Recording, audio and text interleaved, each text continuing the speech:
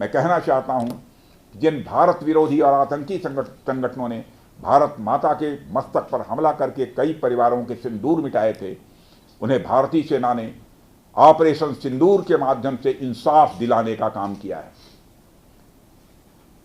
और इसके लिए आज सारा देश भारतीय सेनाओं का अभिनंदन कर रहा है।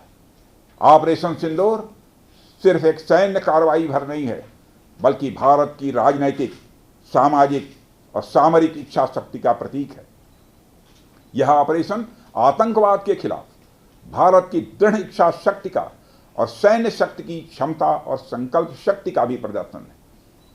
हमने दिखाया है, भारत आतंकवाद के खिलाफ जब भी कोई कार्रवाई करेगा तो आतंकवादियों और उनके आकाओं के लिए सरहद पार की जमीन भी सुरक्षित नहीं रहेगी।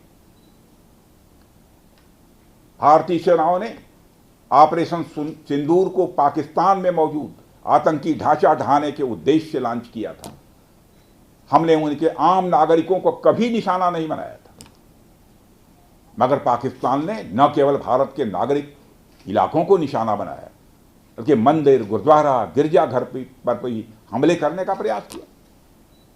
भारतीय सेना ने शौर्य और पराक्रम के साथ साथ संयम का भी परिचय देते हुए पाकिस्तान के अन्य ठिकानों पर भी प्रहार करके करारा जवाब दिया है।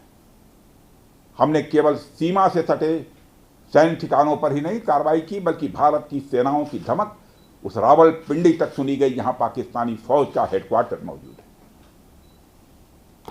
मित्रों, भारत में आतंकवादी घटनाएं करने और कराने का क्या अंजाम होता है, यह पूरे विश्व ने उरी की घटना के बाद देखा, जब हमारी सेना ने पाकिस्तान में घुसकर सर्जिकल स्ट्राइक की। पुलवामा के बाद देखा, जब बालाकोट पर एयर स्ट्राइक की गई। और अब पहलगाम की घटना के बाद दुनिया देख रही है कि जब भारत ने पाकिस्तान के भीतर घुसकर मल्टीपल स्ट्राइक्स की हैं।